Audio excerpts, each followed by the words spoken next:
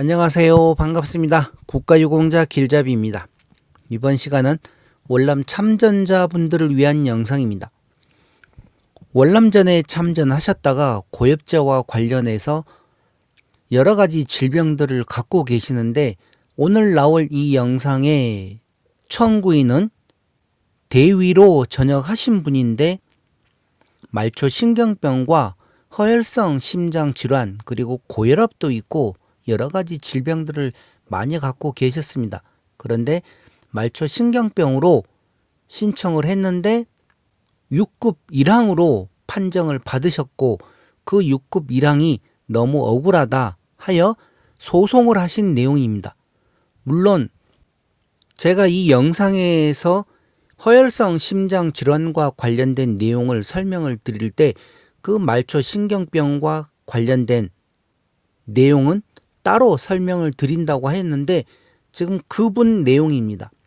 한 분에게 말초신경병도 있고 허혈성 심장질환으로 스텐트 시술을 5개를 했는데 나중에 추가로 2개를 더 한 상태에서 또 재판정 신체검사를 했고, 그런데 6급 2항일 때 신청을 했던 내용이 다시 그대로 6급 1항으로 판정을 받아서 너무 억울하다 하여 소송을 제기했던 내용이었습니다. 그런데 그 소송 내용 중에서 허혈성 심장질환과 관련해서 상세하게 설명이 되어 있었고, 또 말초신경병과 관련돼서도 너무나 좋은 자료들이 있어서 제가 따로따로 분리해서 지금 설명을 드리는 것입니다. 자, 그러면 이번 말초신경병, 물론 말초신경병과 관련해서 제가 영상을 지금 많이 만들어 드렸습니다. 등급 기준 미달이신 분들을 위해서 어떻게 하면 형님도 7급에 될 수 있다 해서 말초신경병으로 7급에 될 수 있는 내용도 설명해 드렸고, 또 이 영상도 있었네요. 말초신경병으로 해서 월남 참전 유공자분께서 국가보훈부에다가 고엽제 후유증 질병으로 해서 말초신경병을 등록을 하셨습니다. 등록 신청을 했는데 고엽제 후유증과 상관이 없다고 비해당을 맞았던 내용이었습니다. 그래서 이분이 너무 억울해서 다시 소송을 제기를 했고, 그 소송에서 고엽제 후유증에 해당된다 하고 판정을 받으신 겁니다. 그렇게 해서 이 영상에서는 어떤 식으로 준비를 해야 되는지, 또 어떤 병원에서 어떤 검사를 해야 되는지도 상세히 설명을 해드렸는데, 이번 이 영상에서는 이제 조금 더 윗등급, 그러니까 이 앞전 영상에서는 6급에 해당하는 내용을 또 설명을 해드렸었고, 물론 비해당에서 해당으로 바뀌었지만 그 상태가 6급에 해당되는 그런 내용이었습니다. 그리고 이제 이번 이 내용은 6급보다도 더 높은 5급과 관련된 내용입니다. 그래서 내용이 너무 좋아서 제가 이 영상을 하나 더 추가로 지금 만들어 드리는 것입니다. 말초신경병과 관련해서. 그래서 이 말초신경병으로 고생하시는 분들은 이번 내용까지 잘 확인하시기 바랍니다. 자, 이 내용입니다. 고엽제 후유증 환자 등급 판정 처분 취소 청구라고 해서 이제 이겼던 내용인데, 71년부터 72년까지 월남전에 참전하셨던 분입니다.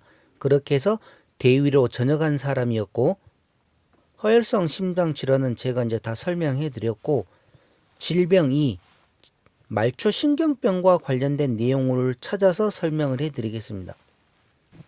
자, 이 내용입니다.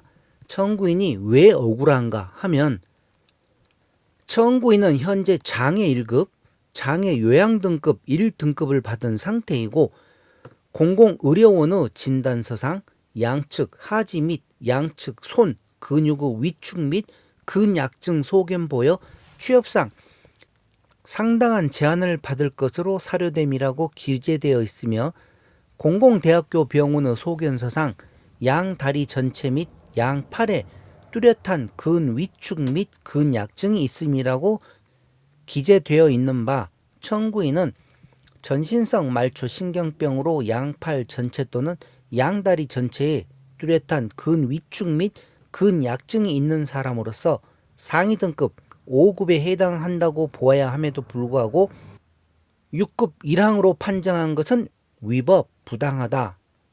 그래서 소송을 제기한 것입니다. 자, 그런데 이제 보훈병원에서 신체 검사를 받았더니만 보훈병원에서는 뭐라고 이렇게 나왔는가 하면 말초신경병 상위 등급 6급 1항 신체 장애 정도 신경계통의 기능 장애로 손쉬운 노무 외에는 종사할 수 없는 사람, 재활의학과 전문의 검진 소견, 양측 수부 및 족부 뚜렷한 근약증과 근위축. 여기서는 양측 손과 양측 발에 뚜렷한 근약증과 근위축이 있다고 한 것입니다. 보훈병원 신체 검사에서. 자, 그러면 여기서 이제 먼저 하나를 알고 넘어가셔야 되는 게, 제가 형님도 7급 될 수 있다 한 영상에서 뭐라고 설명드렸는가 하면, 이 말초신경병과 관련해서는 7급에 해당되기 위해서는 양측 손가락이라고 그랬습니다. 7급은 손가락, 6급은 손, 5급은 양팔이나 양발. 그래서 그 단계 올라간다고 그랬습니다. 지금 보훈병원 신체 검사에서는 양손과 양발에 뚜렷한 근약증과 근위축이 있다고 이렇게 한 것입니다. 그러면 당연히 이 내용으로만 보게 되면 6급에 해당한다는 내용이죠. 그런데 이미 이 신청했던 사람은 대학병원에서 양팔과 양다리에도 근약증과 근위축이 있다 했기 때문에 이렇게 이제 청구를 한 것입니다. 자, 그래서 이제 최종적으로 잘못된 판정이라고 나왔는데, 이제 그 과정을 보시게 되면 아마 어느 지역 어느 시장에 장애 등급 결정서가 있습니다. 그러니까 지방에 사시는 분인데 이제 거기서 지체장애 같은 등급을 받으신 거죠. 여기 보시게 되면 장애 유형으로 해서 지체 하지 기능 1급을 받았고 재판정은 영구 재판정 제외라고 나왔습니다. 자, 심사 결정 내용을 보시게 되면 장애인 복지법 장애 등급 판정 기준에 따라 척수 또는 말초신경계의 손상이나 근육병증 등으로 인해 팔다리가 마비되어 근력이 저하된 경우 그 정도에 따라 기능장애로 판정함. 두 다리 전체 근력이 0등급으로 기재된 점, 2016년 9월 근전도 검사상 신경 손상 정도 장애 진단서상 두 다리를 완전 마비로 각각 전혀 움직일 수 없는 상태로 기재된 점, 바델지 수상 계단 오르내리기 보행 및 휠체어 이동 등이 0점으로 확인되는 점 등을 고려할 때 두 다리를 완전 마비로 각각 전혀 움직일 수 없는 상태로 인정됨. 따라서 1급으로 판정함. 그러니까 이제 지역에서는 1급으로 이렇게 판정을 받았다는 내용입니다. 그리고 국민건강보험공단 이사장의 장기요양 인정서에도 청구인의 장기요양 등급이 1등급으로 기재되어 있다고 합니다. 그리고 여기 근전도 검사와 신경전도 검사하는 내용을 보게 되면 이렇게 나와 있습니다. 운동신경전도 검사에서 각각 검사한 내용 다 있죠. 그리고 여기 감각신경전도 검사 다 있죠. 자, 이런 내용을 왜 제가 이 영상을 만들어 드리는가 하면 이렇게 준비를 하셔야 됩니다. 말초신경병을 갖고 계시는 분들이. 그래야지 7급에도 손쉽게 올라가고 6급에도 올라가고 또 나중에 5급에 올라갈 때도 이렇게 정확하게 누구나 봐도 객관적인 자료가 있지 않습니까? 그냥 말로만 아프다 할 게 아니라 이렇게 검사를 해서 객관적으로 누구든지 봐서 이 수치를 보고 판단을 할 수 있는 자료가 있어야 된다는 내용이죠. 자, 지연 반응 검사 및 H 반응 검사, 이런 검사도 했고 신경 생리학적 검사 결과 이런 기능 장애를 암시한다고 나와 있고, 또 공공의료원의 진료 소견서에도 이렇게 또 자세하게 나와 있습니다. 그러면서 진단서상에, 그러니까 많이 검사를 했죠. 많이 검사도 하고 여기 대학병원의 소견서에도 또 이렇게 나와 있습니다. 임상적 병명은 산발성 근위축성 축색경화증, 감각운동 말초신경병, 진료의사소견, 상기 질환으로 신경과 경과 관찰 중인 분으로 전신성 말초신경병 및 ALS 환자분으로 양다리 전체 및 양팔에 뚜렷한 근위축 및 근약증이 있음. 이렇게 해서 이제 신경 전도 검사, 저도 이거는 뭔지는 모르겠습니다만은 이제 이런 검사를 해서 제출을 한 것입니다. 그리고 또 여기도 있고, 그리고 또 여기도 있습니다. 그렇게 해서 결론은 감각운동 다발성 말초 신경병이라고 이렇게 이제 결론이 나왔는데, 이 내용을 가지고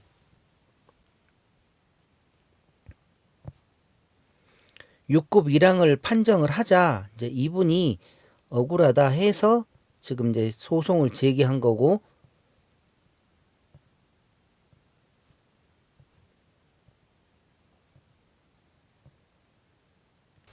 여기에 대해서 이제 판정 나오는 부분이 어떤 부분인가 하면, 이 사건 질병이는 이제 말초신경병에 대하여 6급 1항으로 판정한 부분, 위 인정 사실에 따르면 보훈병원에서 2018년 말초신경병에 대하여 신체 검사를 받은 결과 재활의학과 전문의가 양측 수부 및 족부 뚜렷한 근약증과 근위축이라는 소견으로 6급 1항으로 판정하였고, 보훈심사위원회에서 동일한 내용으로 심의 의결한 바 있으나, 이제 이렇게 심의 의결한 바 있으나 지금부터가 이제 이 변론인 것입니다.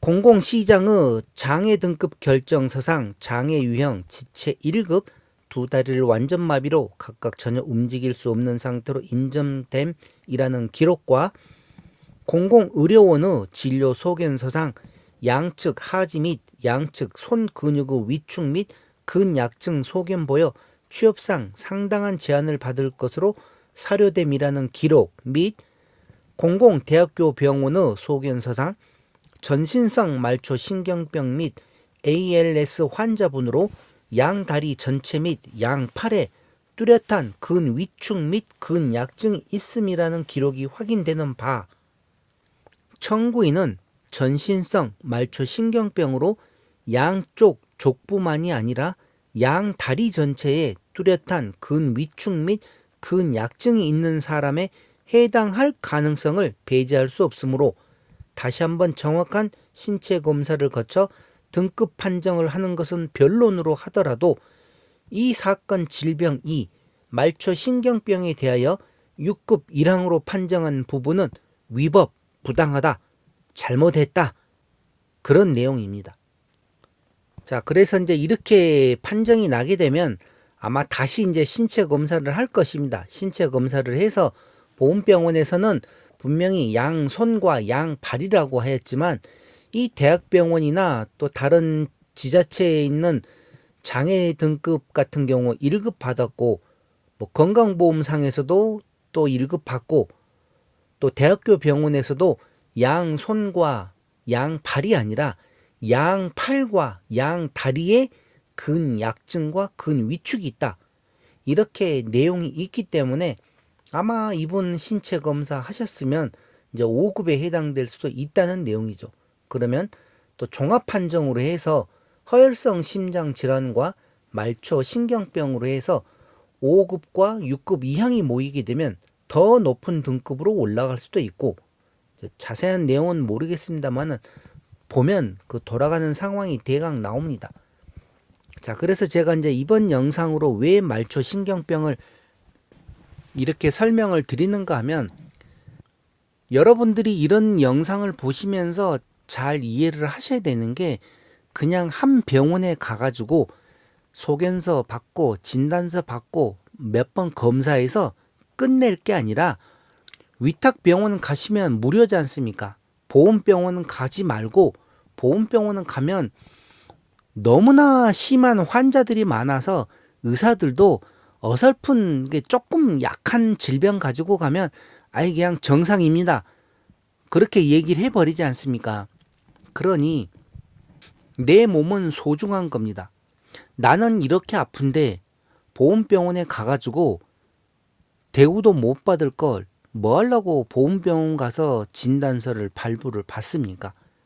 그러지 말고 위탁병원 중에서도 또 큰 위탁병원들 많습니다. 원주에 가면 3차 의료기관인 상급 종합병원도 있습니다. 그래서 주위에 있는 큰 위탁병원을 가셔가지고 검사를 하고 또 다른 위탁병원에 가셔가지고도 이제 뭐 몇 달 지나서겠죠. 뭐 바로 그냥 한꺼번에 여기 받고 저기 받고 그러지 말고 이번엔 내가 궁금하면 동네에 있는 위탁병원에서 검사를 해보고 또 이게 자꾸 심하다 그러면 몇 달 후에 또 다른 종합병원 가서 또 검사해보고 그렇게 해서 한 곳의 진단서만 가지고 제출을 하지 마시고 만약에 이제 몸 상태가 조금 심각하다 그러면 여기 저기 병원을 다니면서 진단을 해보고 그런 진단서를 받으시란 겁니다. 그렇게 해서 자 예를 들어 다시 이제 설명을 하나 드리겠습니다. 동네 병원에서 갔더니만 손가락 양측 손가락에 근약증이나 근위축이 있다. 양쪽 발가락하고 그런데 다음에 다른 조금 더 큰 위탁병원을 갔더니만 양손하고 양발에도 근위축과 근약증이 있다 하고 진단서를 써줬습니다. 자 그러면 이제 이 상태에서 형님들이 판단을 해 보시기 바랍니다. 그냥 동네 위탁병원 진단서하고 그 다른 종합병원 위탁병원 진단서 그 두 장을 제출을 하게 되면 제가 봤을 때는 분명히 7급밖에 안 나옵니다. 그 상태에서는. 그런데 만약에 자, 잘 들어보십시오. 7급에 해당되는 내용도 진단서가 하나 있고 또 6급에 해당될 것 같은 진단서도 하나가 있습니다. 그러면 또 다른 위탁병원을 가셔가지고 또 검사를 한번 해보십시오. 그러면 만약에 이제 그쪽 위탁병원에서도 6급과 관련된 양손이나 양발에도 근약증과 근위축이 있다. 그러면 3번의 검사 중에서 2번은 6급에 해당되는 내용이고 1번은 7급에 해당되는 내용 아닙니까? 그러면 이제 이 상태에서 만약에 국가보험부에 신청을 하셔가지고 보험병원에서 신체 검사를 했는데 보험병원에서 만약에 7급이라고 판정을 하게 되면 이럴 때는 행정심판을 청구를 하셔도 되고 아니면 바로 재심 신체 검사할 때 억울하다. 다른 큰 병원에서 6급에 해당하는 내용들이 이 두 곳이나 나왔는데 왜 보험병원에서는 7급이라고 하냐. 다시 검사해달라 했었을 때 다시 신체 검사를 하게 되면 6급 이상을 판정받을 확률이 그만큼 높습니다. 그리고 이제 이렇게 3번의 검사를 했는데도 불안하다. 그러면 한 번 더 해보면 되죠. 그렇게 했었을 때 거기서도 6급에 해당하는 내용이 나오면 이거는 뭐 볼 것도 없지 않습니까? 이런 자료를 제출을 했는데 보험병원에서 뭐 7급이다 그러고 보훈심사위원회에서도 이제 최종적으로 보훈심사위원회에서 심의 의결을 하는데 그때도 만약에 그런 6급에 해당하는 자료들이 있는데도 7급으로 판단을 했다. 그러면 이거는 정말 좀 문제가 되는 거죠. 자, 그러니 이 말초 신경병이 되었든 허혈성 심장이 되었든 당뇨병이 되었든 다른 모든 질병들도 그렇습니다. 한 곳에서 검사만 하지 말고 이 병원 또 저 병원 어느 정도 시간을 두고 그렇게 검사를 한번 해보고 그리고 나서 그런 자료를 모아 가지고 판단을 했었을 때 아 내가 몇 급에 해당되겠구나 그러면 이제 신청을 하시라는 거죠. 그리고 당뇨병 같은 경우는 당뇨병하고 고혈압은 딱 그 수치가 나와 있지 않습니까? 2주 이상의 간격으로 또 검사를 하라고. 그런데 규정에는 2번만 검사하라고 나왔지만 제가 그러지 않습니까?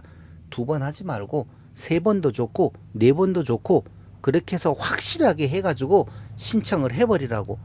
그러면 보훈심사위원회에서도 딴소리 못한다 이거죠. 자, 이렇게 이번 시간 말초 신경병과 관련해서 많은 내용의 얘기를 드렸습니다. 그래서 이 영상 보시는 모든 분들이 다 승급을 하셨으면 좋겠습니다. 자, 이번 시간은 이것으로 마치겠습니다. 지금까지 국가유공자 길잡이였습니다. 감사합니다.